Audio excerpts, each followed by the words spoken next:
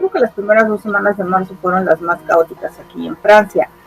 Pero debo decirte que aquí la gente, dado que la crisis pegó en todas las edades, no solamente a las personas de la tercera edad, pues yo creo que la gente se hizo muy consciente y hemos estado haciendo un esfuerzo por respetar las medidas sanitarias.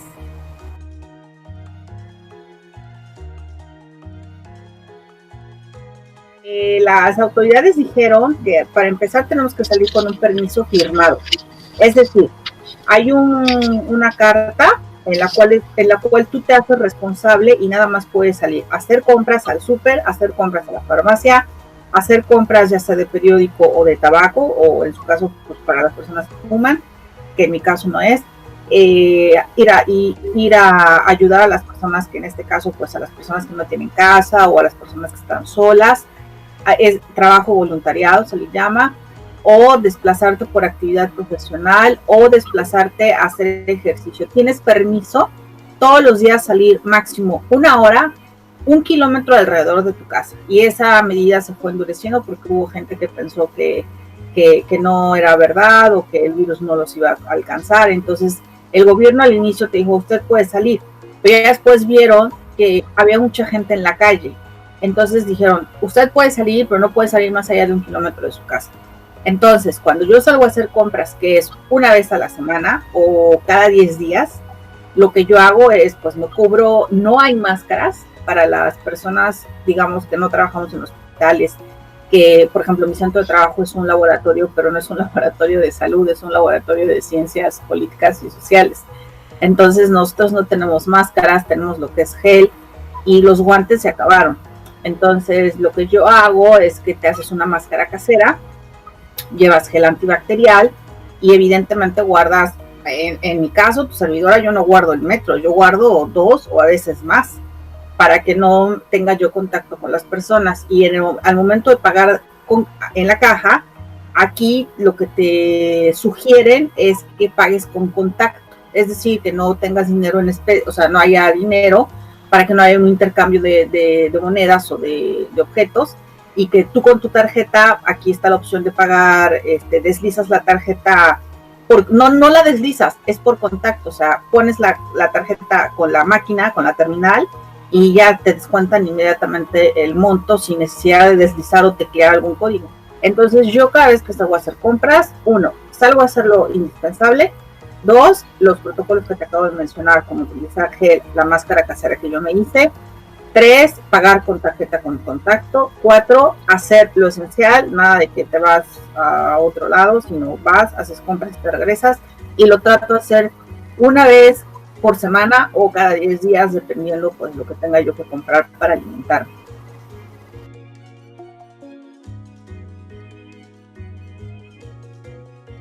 Yo vivo sola, entonces a mí no me, digamos, nunca he vivido en residencias con mexicanos ni nada de eso, pero sí tengo amigos y amigas mexicanas. Y desafortunadamente ya conocí 3 casos de mexicanos que se infectaron acá en París, pero bueno, digo desafortunadamente porque se infectaron, pero al final de la enfermedad ellos fueron atendidos de manera muy periódica, es decir, fueron, por lo que ellos me platican, y ellas, porque fueron hombres y mujeres, me platican que tuvieron todos los síntomas, se sintieron mal, fatigados, con fiebre, de pronto perdieron el olor, de pronto perdieron el gusto por las cosas, y entonces ahí es cuando se dieron cuenta que tenían el virus. Pero como ya estábamos confinados, o sea, ya estaban en sus casas, pues empezaron a sentir los síntomas, hablaron al número específico que hay aquí en Francia que habilitaron para todas las personas que presentaban esos síntomas, y entonces los médicos les hablaban día y noche para saber cómo iba, si evolucionando, les mandaron medicina, el paracetamol, antes de que el doctor Raúl dijera que la clorohexidrocina o esa medicina dijera que era lo mejor para el tratamiento. Se estaban aceptando el paracetamol, y afortunadamente de los casos que yo conozco todos se han curado. ¿Por qué? Porque bueno, la mayoría de ellos tuvieron la oportunidad de quedarse en su casa, de descansar, de tomar precauciones. Bueno, ya estás enfermo, pues ahora tienes que descansar, tienes que alimentarte bien, no tienes que salir, no tienes que exponerte.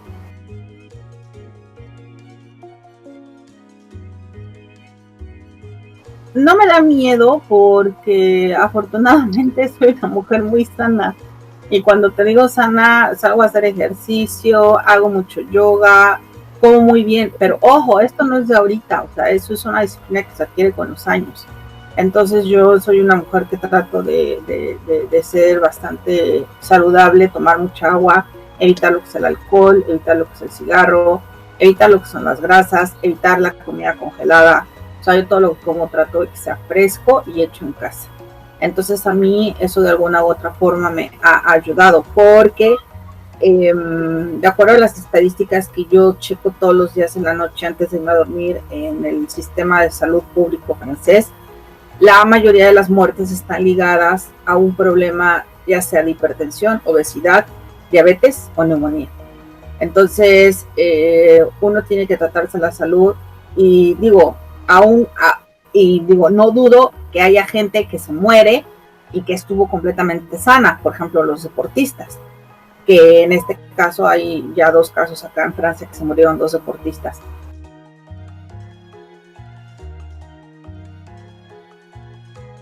Pues tengo que ir al laboratorio, que está a 33 minutos en bus, pues me levanto temprano, como fue en mi caso hoy, y hacemos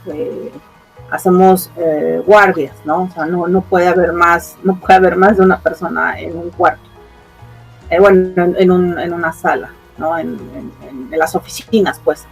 Entonces, pues yo llego, bueno, obviamente me levanto, me pongo todo lo que te dije, como cuando voy para hacer compras, tomo el bus y en el bus tampoco hay gente, porque la gente está en su casa haciendo el trabajo. Y pues llego a la oficina y ya me salgo a mediodía y me regreso a mi casa y ya no salgo. Entonces desde aquí, ya terminando, regreso, como, acá, una vez que yo acabo de comer, retomo mis actividades de lo que tengo que estar haciendo en mi tesis y ya al final de la noche pues me pongo al tanto de las noticias. Una de las cosas que yo evito siempre es estar pendiente de lo que se dice en la tele, ¿no?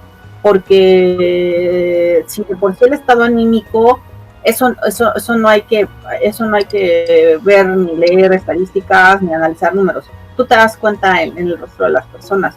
Entonces yo lo que hago, lo trato de ver una vez al día las noticias para saber qué es lo que hubo, checar los datos duros y a partir de ahí pues levantarme para el otro día, porque pues esto tiene que continuar. Afortunadamente yo estoy muy familiarizada con las plataformas digitales, entonces mi trabajo depende mucho de las plataformas digitales.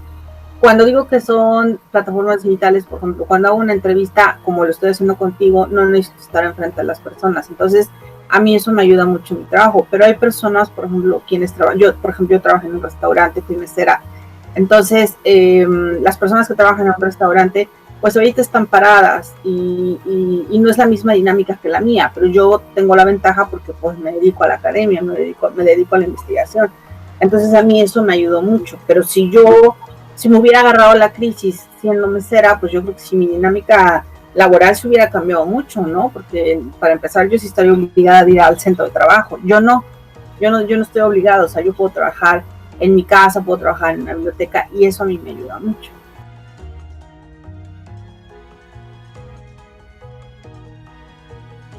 Por ejemplo, el hecho de que ellos no vayan a trabajar, o por ejemplo yo que no vaya yo a trabajar, a mí, quien me emplea, yo me están recuperando el 80% de mi salario, porque así lo ordenó el gobierno francés. No se trata de que tú seas mesera o que los que se dedican al arte, por ejemplo, o los que son escritores, o los que trabajan por ejemplo, en fábricas, o los que trabajan como maestros, porque yo conozco muchos maestros.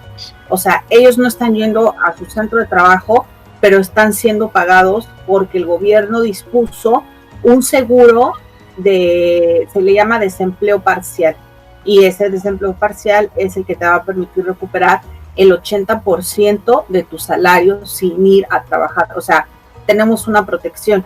Y yo conozco a gente que está siendo protegida al 100%. O sea, la ley marca el 80%, pero hay gente que está siendo cubierta al 100% de su salario. O sea, aquí, y además quiero decirte que aquí hay un sistema de ayudas sociales muy importante. Hay que empezar por enumerar la ayuda social para la renta. Acá todos, cuando tú cubres las condiciones de la renta, es decir, si tienes casa propia, bueno, eso ya es otro esquema. Pero si tú rentas, que en mi caso, la mayoría de los mexicanos que conozco rentan, muy pocos, porque uno, y es hombre. Uno conozco que se compró su casa, bueno, dos. Pero de ahí en fuera la mayoría renta. Entonces, cuando tú rentas, tienes un contrato a tu nombre y tú tienes acceso a la ayuda para la renta. Tú llenas todo el dossier y te validan y te dicen, te vamos a dar. Yo conozco a gente que recibe 300 euros al mes para la renta, pero tiene que ver mucho por tu salario. Entonces, todos recibimos esa ayuda. Esa es la primera ayuda. La segunda ayuda que dispuso el gobierno es que, por ejemplo, para empresarios, y por ejemplo, ayer y la semana pasada, hubo un coworking con todos los empresarios mexicanos para justamente decir cómo va a actuar el gobierno francés y los va a apoyar.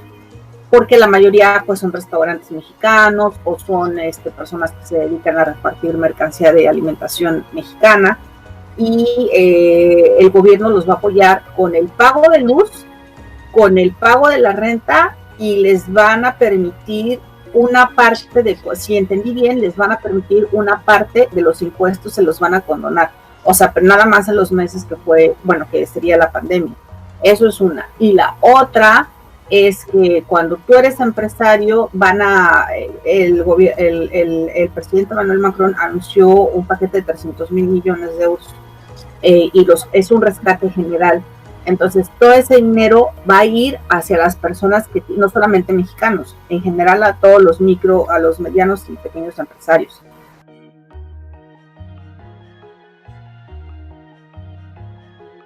Te quiero contar que en la primera semana que se anunció, o sea, a partir del 15 de marzo, un mexicano que se llama Ignacio Gómez creó un grupo de WhatsApp que lo denominó SOS París, porque empezábamos a ver en las redes que había mucho mexicano que decía, oigan, estoy aquí en París, estoy varado, pero no puedo salir, fíjense que venía yo de Estocolmo, entonces mi tren llegó acá, entonces yo quiero tomar el vuelo para México, entonces ya me lo cancelaron.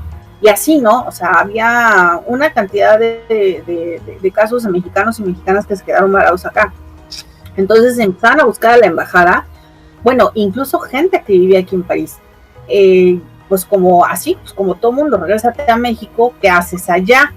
Entonces, París es un vértice para Europa en el tráfico aéreo. Entonces, si tú estabas en Madrid o en Inglaterra o en Italia o en Portugal, pues todos los aviones salen de su país, llegan a París y de París a México. Esa es la trayectoria. Entonces hubo mucho mexicano varado, mucho mexicano pidiendo el auxilio a la embajada y la embajada nunca contestó en la primera semana. Y luego pues nos organizamos, este chico creó el grupo, empezamos a ver cómo apoyar, empezamos a hacer presión a través de las redes sociales y entonces no le quedó más remedio a la embajada que empezar a actuar, porque no hablábamos de un mexicano. Bueno, la semana pasada, el jueves, nos llegó un mensaje de que había 30 mexicanos varados en el aeropuerto que venían de Italia y que en el aeropuerto se habían quedado sin comer.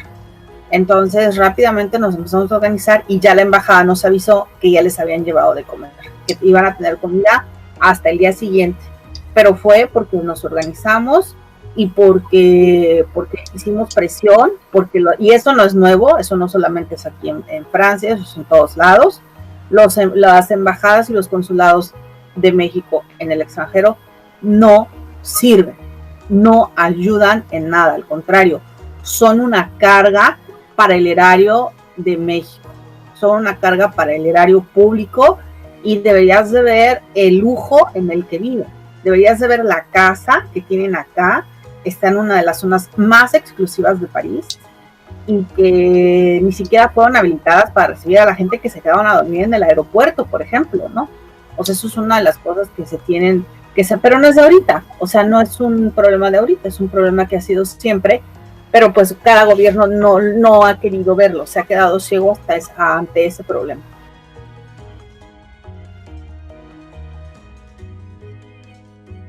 Yo le diría a los poblanos que sean muy solidarios. Cuando yo digo solidarios, no significa que vayas a repartir tu dinero a toda la gente, porque además no alcanza y porque además no todos tienen las posibilidades que, por ejemplo, un país como Francia te da. Entonces, yo lo que les diría es que sean más solidarios con el vecino, por ejemplo, estar al pendiente de tus vecinos, hablarles por teléfono. Eso no implica que tienes que ir a reunirte con ellos cara a cara, pero sí estar al pendiente de las personas que están en tu entorno inmediato, porque es la única forma de ayudarse, porque ya vimos que el gobierno está rebasado, ya vimos que el Instituto Mexicano de Seguro Social no tiene abasto de los principales materiales para enfrentar la crisis, cuyo desabasto no es de ahorita, es de muchísimos gobiernos anteriores, y que además de que sean solidarios, que respeten las reglas, porque este virus no sabemos hasta qué punto va a durar. En China ya llegaron a la segunda ola, porque ya hay nuevos contagios. Entonces, por eso es que a nosotros, cuando nos informan que va a ser el 11 de mayo el final del confinamiento, no, la mayoría de la gente no está de acuerdo, porque sabemos que hay una segunda ola que va a venir y puede ser incluso más mortal que la primera. Entonces, yo lo que le diría es que lean, infórmense de las cifras que dan a conocer, no solamente en los medios de comunicación, sino también de las instituciones, para que estén al día y que sigan y que respeten, porque al final de cuentas la disciplina es lo que les va a salvar. Y qué lástima que las personas que son unos irresponsables, que están saliendo, que están poniendo en peligro la salud de los demás, no tengan conciencia de lo que está pasando, y eso se llama egoísmo. Y eso sí, no solo porque mucha gente dice que es ignorancia, yo creo que también es egoísmo, porque si tú estás viendo que las personas están siendo agredidas, si estás viendo que los médicos están siendo agredidos, el hecho de que tú sabes que no seas consciente de la situación, eso es ser egoísta, y no estás pensando en lo que viene después, porque eso también quiero decirles, sean conscientes, porque ahorita es la crisis sanitaria, en unos días o ya hay gente que se está quedando sin comer, y el impacto económico que va a haber va a ser muy fuerte. Por eso es que una vez más yo reitero que sean solidarios, porque esta crisis no es de ahorita, no va a ser de ahorita. Mucha gente me dice, es que nos vamos a salir ya en junio. Yo no creo que sea en junio, porque los estragos, sobre todo económicos y psicológicos, van para largo.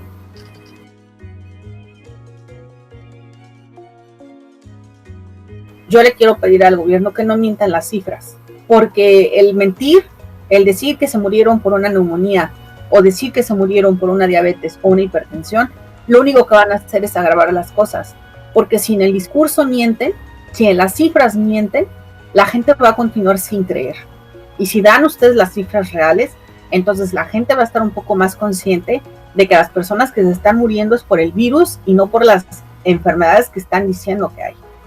Y yo creo que eso es una parte muy difícil y muy sensible, y que se dejen de divisiones políticas. Me da mucha tristeza ver que el gobierno municipal con el estatal traigan una pugna interna que no les deja integrar una estrategia unidos y no divididos como están. Esa es mi petición que les hago.